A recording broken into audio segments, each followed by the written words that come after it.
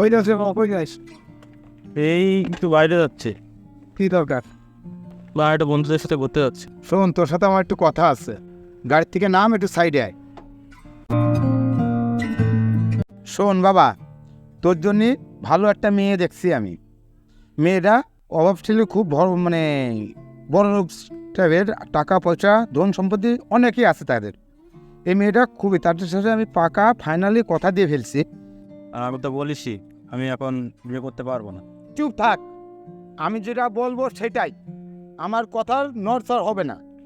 আমি তো তোমাকে বলেছি যে আমি এখন বিয়ে করতে পারবো না। শোন, মেয়ের পক্ষ অনেক বড় লোক, অনেক যৌতুক দিবে।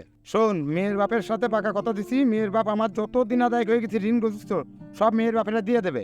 আগামী সপ্তাহে শুক্রবারে তোমার বিয়ে, এটাই ফাইনাল। এর বেশি আর কিছু বলতে চাই না আমি। এবার তুই যেখানে যাবি যা।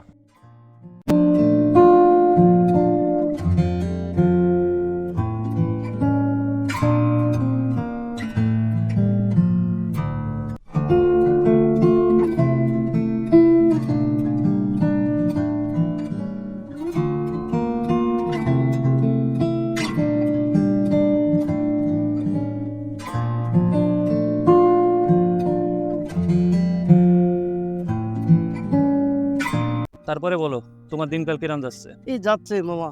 তোমার আচ্ছা, আমাদের পলকের খবর কি? পলক কই? আর পলকের দেখি আজ কদিন কিরকম একটা আনমন ভাব, বেশ কিছুদিন। ওর- তা আমরা যে ওরে খুঁজতেছি, হুম, ও কই এখন? ও করে ওরে পাওয়া যাবে কই? ও তো বিভিন্ন জায়গায় কোনো ভব ঘোরা মতো বেড়াচ্ছে, দেখি ওর তো আমু খোঁজ পাচ্ছি না। এই যে আইসে নবাব জাদা, কিরে তোর মন খারাপ কেন? আমার বাসা থেকে বিয়ে ঠিক করেছে, গার্লফ্রেন্ড প্যাড়া দিচ্ছে বিয়ের জন্যে। এখন আমার করণীয় কি? একটা সলিউশন দাও। এই চল তাহলে এক জায়গায় যে বসি, মাথা ঠান্ডা করে চল। বুঝাই পাই, দেখ এত কিছু চিন্তা করার দরকার নেই, পারিবারিক সমস্যা সবারই থাকে। চল আয় এক জায়গায় বসি, এবং বোঝাইপা আছে তোর বন্ধু, সবাই মিলে এক জায়গায় বসি, দেখা যাক কি করা যায়। সেটা নিয়ে মন খারাপ করে আসলে কিছু করার নেই। চল এক জায়গায় যে বসি, দেখা যাক কি করা যায়। বোঝাই পাই।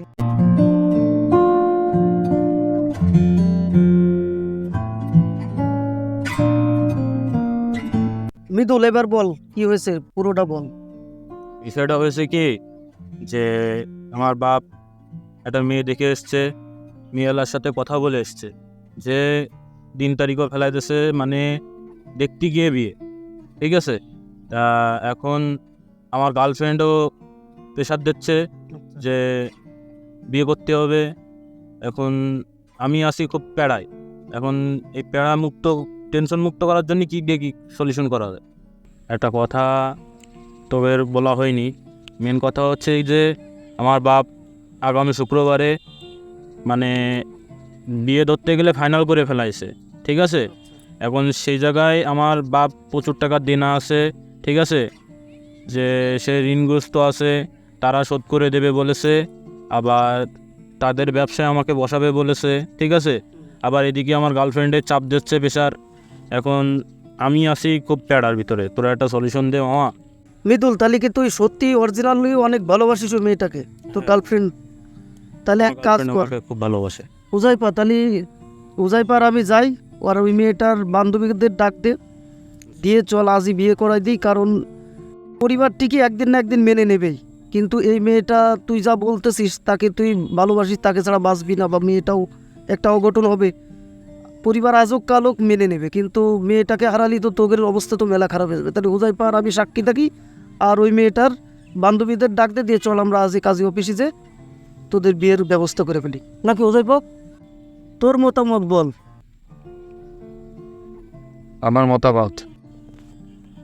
আমার মতে তার বাবার পছন্দের মেয়েকেই সে বিয়ে করুক।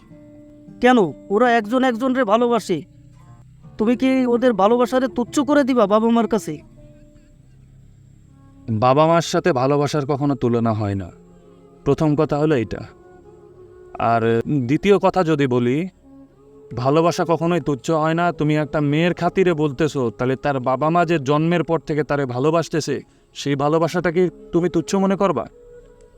তোমার কাছে কি মনে হয় যে তোমার বাবা মা তোমাকে যে এত বড় করেছে, তারা চাইলে তো তুমি গর্বে থাকলেও তোমার মেরে ফেলতে পারতো না? তা পারতো। পারতো। তো সেই জায়গায় তারা কষ্ট সহ্য করে, তোমার মা 9 মাস 10 মাস তোমাকে গর্ভে ধরে দুনিয়াতে আনছে, তোমার এত বড় করার জায়গায় তোমার বাবা এত কষ্ট করেছে। কখনো কি তোমার বাবা এসে বলেছে যে আমার কষ্ট হচ্ছে তোরে বড় করতে? বলেছে? না, বলেন। তো একটা জিনিস চিন্তা করে দেখো, যেই বাবা মা তোমারে ভালোবাসলো, তোমার প্রতি এত গুরুত্ব দিয়ে তোমার এত বড় করলো, তোমার প্রত্যেকটা আবদার পূরণ করলো, প্রত্যেকটা শখ পূরণ করলো, সেই বাবা মারে ফেলাই দিয়ে তুমি একটা 2 দিনের মেয়ের ভালোবাসার উপরে চিন্তা করে যদি তুমি তোমার বাবা মারে কষ্ট দাও, সেই বাবা মার অভিশাপ কি তোমার জীবনে লাগবে না? অবশ্যই। একটা সময় ছিল যখন এই প্রেম ভালোবাসাকে মানুষ ঘৃণিত কাজ মনে করত। হ্যাঁ।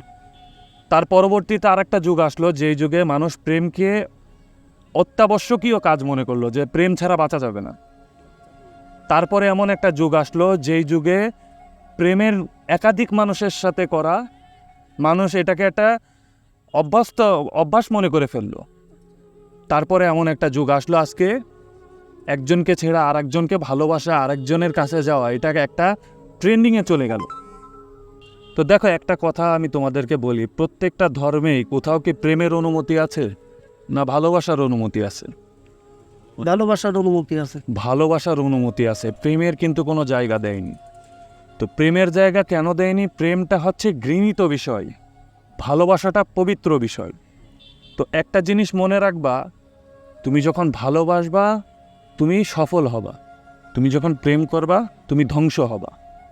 এই কারণেই বলতেছি, ভালোবাসা তোমার বাবা মার প্রতি সবার আগে। কারণ কি, প্রত্যেকটা ধর্মেই বলা আছে বাবা মা সকল কিছুর ঊর্ধ্বে। তো এই কারণেই তুমি মৃদুল, আমি তোমার কাছে একটা কথা বলি বন্ধু হিসেবে, তুমি তোমার বাবার পছন্দ করা মেয়েকে বিয়ে করো, দেখবা তুমি সুখী হবা। আর যদি সুখী নাও হও, অন্তত বাবার ওপরে দোষটা চাপিয়ে দিতে পারবা যে তোমার কথা শুনে বিয়ে করে আজকে আমার এই অবস্থা। আর যদি নিজের কথায় বিয়ে করে পরবর্তীতে পস্তাও, তখন তোমার বাবা তোমাকে বলবে কি যে নিজের দোষে বিয়ে করেছিস, নিজে ভোগ। এত কিছুর কোনো কিছুর দরকার নেই ভাই। প্রেম অনেক জঘন্য জিনিস, আমি করছি, আমি জানি। আমি জঘন্যভাবে ঠকছি, এত জঘন্যভাবে ঠকছি যে আমি যখন মৃত্যু অবস্থায় সদরের 4 তলায় শেষ নিঃশ্বাস ত্যাগ করার পরিস্থিতিতে ছিলাম, আমার ওই বাবা মাই আমার পাশে 48 ঘন্টা না খেয়ে না ঘুমিয়ে বসেছিল।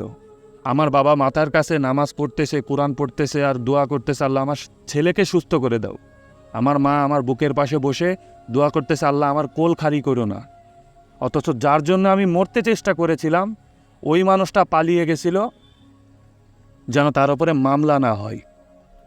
এই কারণে বলতেছি মৃদুল, বাবা মা অনেক বড় নিয়ামত।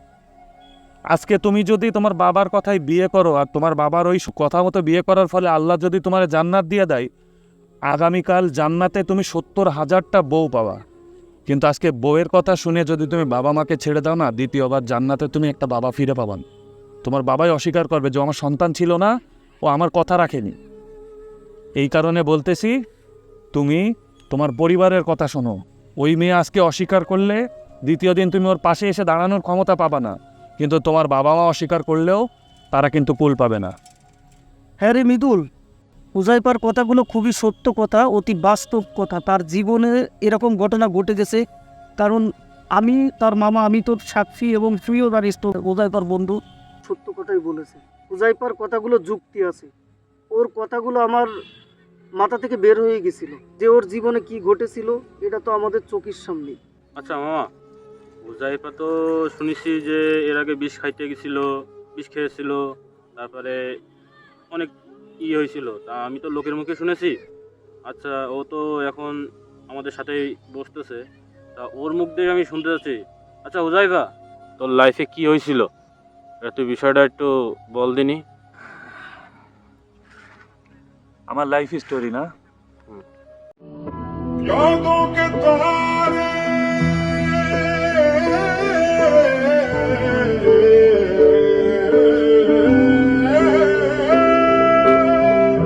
यादों के तारे टूटेंगे कैसे, मेरे जो वो लूटेंगे कैसे बीते दिनों की खोली किताबें गुजरे पलों को कैसे भुला दे आए मैं मर ही जाऊं जो तुझको न पाऊं बातों में तेरी मैं रातें बिताऊं तो पे लम्हा लम्हा है नाम तेरा आए तुझको ही गाऊं मैं तुझको